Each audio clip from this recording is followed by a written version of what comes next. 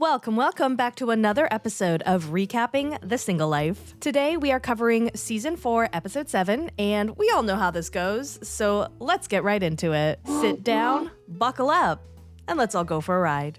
Let's start off with our household favorite, Princess Natalie. Last episode, Natalie set up a lunch date with Mike and Mom, and Josh meets up with his friends who give him a wake-up call saying that they're pretty sure Natalie is just using him for his connections. It's evening, and Natalie takes her mother to celebrate their first American holiday, which is Halloween. They are having a blast looking at all of the decorations and the costumes, and Natalie's mom says she is having a great time because she has never experienced a celebration quite like this before. Красочно, радужно, фонарики, звездочки, сладости. Очень красиво. She tells Natalie that she should really hurry up and pop out a few kids so they can all come to something like this together as a family. И с Джошиком, да? Вот, скорее. Да. And I don't know if this is her mother's way of extending an olive branch about her biased dislike towards Josh, or if this is just another jab at Josh because he chose to celebrate with his kids down in Arizona on his own. Either way, Natalie is not happy to hear her mom bringing this whole situation up, and Natalie tells us that recently, Josh has been more distant, and the fact that he hasn't invited her over to his house, it really makes her feel like he is hiding her from the people that are most important to him. Natalie sits down with her mother and admits to her that they're not really going great right now. Мы с ним год встречаемся. Не знаю, пока непонятно. Да, у него есть квартира, да, он не позвал меня туда жить. Her mom chimes in to say that she does find Josh pretty strange and that she doesn't want Natalie to be with someone who does not want kids or is taking forever to ask her to marry him. Значит, Наташа, я вообще не понимаю, зачем мужчина, который не хочет жениться, не хочет семью? Natalie goes on to say that her mother loved her first husband, loved Michael, and her mother points out how Michael proposed to her in Paris, invited her to live with him, and Josh has had a year now and is nowhere near close to doing either of those things. Сказать, Наташа, но вообще на Украине ты просто знакомилась, допустим, вы встречались там месяц, уже он тебе делал предложение, предлагать жить вдвоем, он уже хотел быть твоим мужем. Natalie tells us that she feels like such a disappointment to her mother because she's seen her go through 3 failed marriages. Every time she was expecting a grandchild, but only what she got is divorce. I wonder if Natalie actually wants kids or if it's really more of a desire to satisfy her mother's want for grandkids. Because if that's the case, it's not really the best reason to pop out some kids. Natalie meets up with Josh to have another one of those adult conversations that she is so very fond of. She says that she wants to address her and her mother's concerns about Josh not wanting to move forward in their relationship at the pace that they both want him to be moving at. I told him when I moved to LA, there are no excuses. We're in the same city. It was like Josh has been leading me on for 1 year of my life. Natalie is upset because he chose to spend Halloween in Arizona with his kids, and now he's told her that he's going to be spending Christmas with them down there as well. She's not asking him to spend it with her over his kids, but she does want to be included in the celebration. She even offered to fly herself out to Arizona, but Josh rejected the offer, saying that she can't come because she does not know his daughter. I'm going to assume that she means that she has not been formally introduced in any way to his daughter, so yeah, that would kind of be weird to be like, hey honey, here's this strange lady you've never heard about staying in our house and kissing me. She basically says that if Josh wanted to, he would. If guy wants me in his life, he looks for solutions. And yeah, I mean, if he wanted to, he would. Or at least he would give you a more substantial reason as to why he isn't or hasn't yet. She tells us that she thinks moving to LA was a big mistake because Josh still does not make time for her. And yeah, who saw this coming? It was all of us, right? We all saw this coming.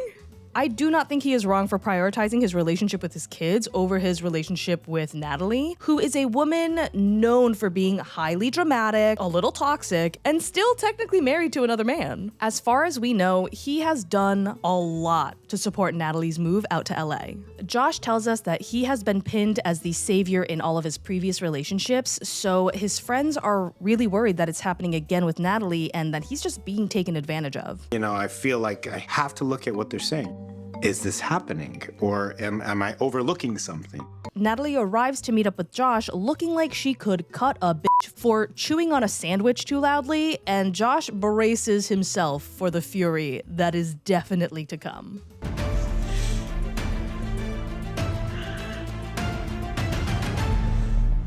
Now let's head over and catch up with John. Last episode, John ended his trip in Texas by inviting Meghan over to Las Vegas to meet his friends and family. Meghan tells us that she is ecstatic because she knows how important his family is to him and she wants their approval. A week goes by and Meghan arrives in Las Vegas. A piece of me expected him to just stay in the car while she just loaded up, so yeah, I was pleasantly surprised. Meghan has never left Texas and being away from her daughter means that she can only stay for 24 hours. Meghan says that she really needs to find out where John's head is at during this trip because if he does not commit to moving to Texas after this trip, then they need to break up. I've been single for 7 years now, so I don't take this stuff lightly.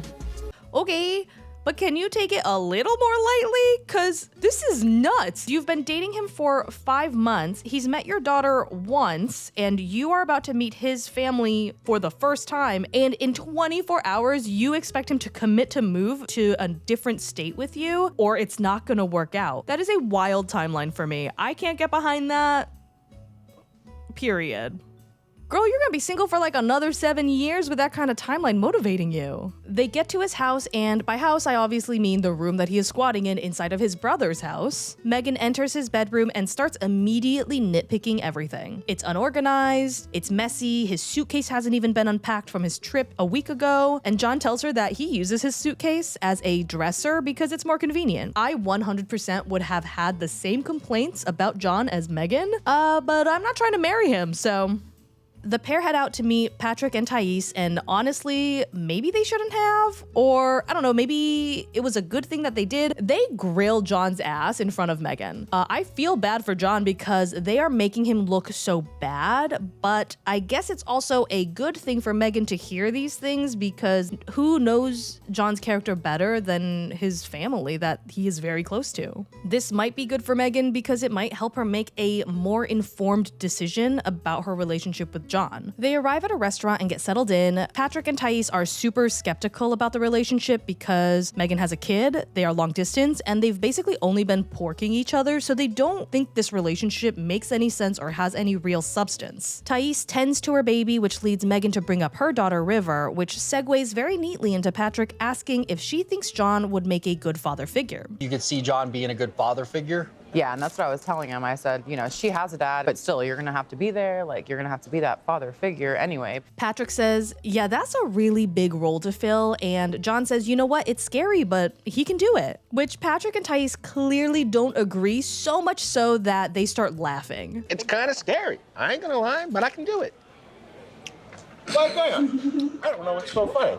Meghan is a little confused and she asks why everyone is laughing, and Patrick hits her with it super straight, saying John is not known for being responsible. And then Thais hits him square in the balls with her words by saying John is a man-child. So Meghan will have to be okay with raising 2 children. Not really what you want to hear from the brother that your partner is incredibly close with. John tells them to stop with the questions, and Patrick says he just wants to point out that John is about to enter into fatherhood, which he specifically said he did not want. You're gonna have to be something that you said you don't want to be, which is a dad.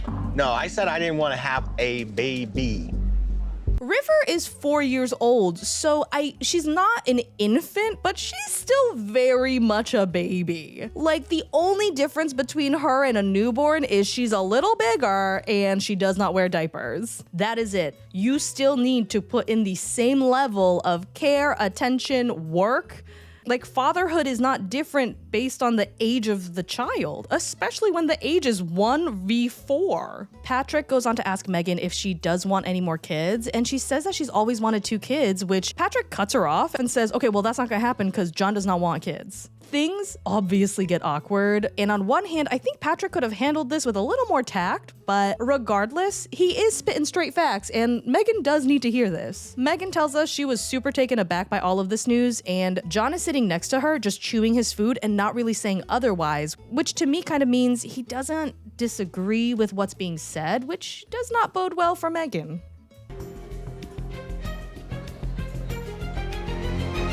Now let's head down to Florida to meet up with our unicorn, Miss Debbie. Last episode, Miss Debbie took a trip to Little Havana to meet up with her literal twin flame, Reuben the Cuban. They drank, they danced, they shared an adorable little goodnight kiss that made Debbie think, maybe it is time to dust the cobwebs out of this old coochie coo. It's the next morning and Julian and Debbie are hanging out by the pool. Debbie tells him that she had such a fabulous time with Reuben the day before.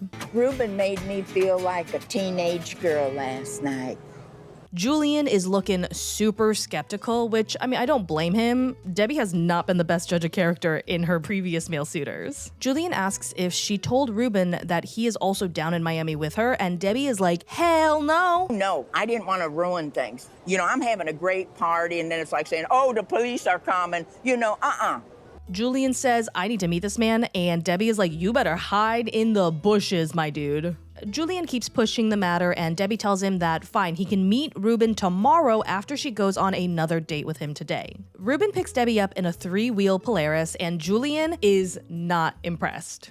Oh, hell no. What the hell? That's so unsafe right there. Oh, yeah, I got your information now, buddy.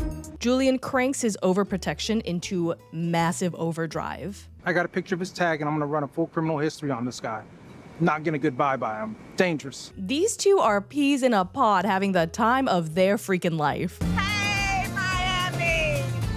Woo-wee! If my kids could see me now. They settle down for some food, and Debbie tells Reuben she's had a great time and she does want to keep getting to know him. Reuben thankfully reciprocates. Debbie goes on to tell him that her son insisted on coming down to Miami with her. I don't know if it's because he's a cop. He thinks everyone's out to get me, and I'm so gullible, and I don't know anything. And Reuben is a little taken aback. And she doesn't want to be an imposition or a burden, but it would be great if Reuben would meet him. If it's important to you, I'll meet with him and I'll meet, together, and it's awkward, but we'll deal with it. He says that he hopes Julian does not interrogate him, but I have a feeling that Julian is going to go hard on Reuben, and it is going to be an awkward meeting. I would be a little more than freaked out if I was Reuben, because I think it's a big ask to be going on a second date with a woman, and then your third date is meeting family. And now it's time to head on over to Tim. Last episode, Tim and Jamal learned how to play nice, and Veronica kept telling Tim that he really needs to make a move with Louisa because women like her do not wait forever. Present day, Tim tells us that the double date went as well as it could have. Of course, I still have reservations about Jamal. I'm hoping that any other time we are in the same room or hanging out, that he continues to show me a different side of him. Tim and Louisa are walking on a bridge alone, and there is an awkward silence as Tim looks blankly at Louisa and Louisa looks back at him with intense bedroom eyes. Louisa says that she just wanted to be alone with him, and Tim asks if it's because she wanted to talk to him privately about something. And Louisa says, I don't want to talk. Tim plays super dumb as Louisa gets closer. Right, so, wait, I don't understand though. Like, what are you trying to say? I don't want to say anything. Okay, what does that mean? You're getting very close to me. I know. Then he asks her, girl, are you forcing me to kiss you right now? Oh my gosh, I cannot believe a girl like Louisa has to try so hard for a kiss from Tim. Anyway, Louisa asks if she can kiss him, and he says, okay, fine, they can have a little kiss. We can have a little kiss. This is super painful to watch because Louisa tries so hard for scraps. If I were Louisa, I would feel like Tim was not that into me and I would kind of stop trying. She is such a trooper and standing her ground to get what she wants out of him. And Tim tells us that this really is the perfect situation for a kiss, but he just ate and he hasn't brushed his teeth. He says it's been so long that he's a little nervous. Like, what is he gonna do? Is he even good at this? They finally kiss, and it is a little awkward for me to watch because Tim kind of looks like a chameleon. But whatever, because Louisa is in frickin' heaven. I am flabbergasted at how much Louisa likes Tim. He really has nothing to worry about since Louisa is crazy about him. She says that she loved the kiss and she asks him for more. I think it was awkward, but despite how I feel about a kiss that has absolutely nothing to do with me, they walk away hand in hand and they look very happy. Now let's go down to New Orleans to meet up with Tyray. Last episode, Tyray introduced himself to a gaggle of girls and ended up hitting it off with one of them and secured himself a do-over for his very first date. Tyray and his brothers are back at the hotel. Tyray is getting ready for something called a voodoo tour with Teresa, and he's obviously super nervous, but he really liked her. He really liked her vibe, her looks, and he says that if the opportunity presents himself, he will 100% be laying a big wet one on her. Tyray arrives, and thankfully he did not get stood up. Whew. Tyray is already sweating bullets through his shirt, and it is making me feel super sticky. But Teresa looks gorgeous. The pair meet up with a tour guide, and they are taken around on their voodoo tour, which looks like it's just a tour of hot spots in New Orleans that have some cool, spooky lore behind them. The tour guide, he's super energetic, very theatrical, as he tells them the tale of a person who was shredded up like pulled pork, and Tyray's like, oh, this guy's fun, but this is super awkward. All I keep thinking while watching this section is, holy crap, it looks so hot there. They look like they're melting. Please go somewhere with AC. The tour is finally over, and Tyray is like, dude, let's get the hell out of this heat. And they head out to go grab a bite to eat. Have you ever heard of a Pittsburgh salad? No, never. What is it? You take the fries and you actually put the fries on top of your salad, so don't think I'm weird. Yeah, it's like croutons, but. The two seem to have a genuine interest in each other and a real connection, which is really nice to see. Tyray asks Teresa what she looks for in a partner, and she says someone who loves to travel and someone who is sweet. And Tyray says that he's looking for someone who likes adventure and someone he can trust. So how do you feel about like long distance relationships? I am cautious with long distance. Teresa is in the military and her ex-husband was military, so she says that she's cautious about long-distance relationships because she's seen so many relationships fail because military obviously means you have to be long-distance for a while. Teresa says that she would love to keep in touch with Tyray, but she doesn't know how he really fits into her life right now, but she's definitely open to the possibility of never saying never. Tyray is a little bummed that things panned out this way, but he tells us that his date with Teresa helped him realize to just be himself when he goes on dates. I 100% agree with this. Great advice for yourself. I don't think it is wrong to lead with the best version of yourself on a date, but I think a lot of people will change who they are, what they like, their values at the start of the relationship to better fit what they think the other person wants. And of course, as time goes on, you get more comfortable, your true self starts to come out, and here you both are being like, oh, we're not actually compatible because we fell in love with people that weren't themselves. Do not change yourself to force a connection with another person. Everyone has someone out there for them. And that is all for today, my Panda pals. A lot of cliffhangers with this one. I'm super glad to see Tyray had a positive date experience. Hopefully this gives him the confidence to continue asking people out that he feels a genuine connection with. I'm glad that Louisa finally got to hump that leg that she has been drooling over. And I'm super excited for the next one because I need to know how Meghan feels about John after hearing the people he's closest to absolutely roast his ass. I do enjoy that John tells us that he was worried that his family wouldn't approve of her, but his family doesn't actually approve of him for her. I thought that was a great twist. I also need to know if Natalie and Josh break up because Josh seems to have had the veil lifted from his eyes a little bit, and Natalie seems to be reaching the end of her tether. They definitely need to not be together. They have very different love languages and incredibly unaligned priorities, and I just don't see it working. Anyway, I also wanted to say a happy belated Lunar New Year to everybody. Thank you so much for joining me, and as always, thanks for not letting me ride this train wreck alone. Bye.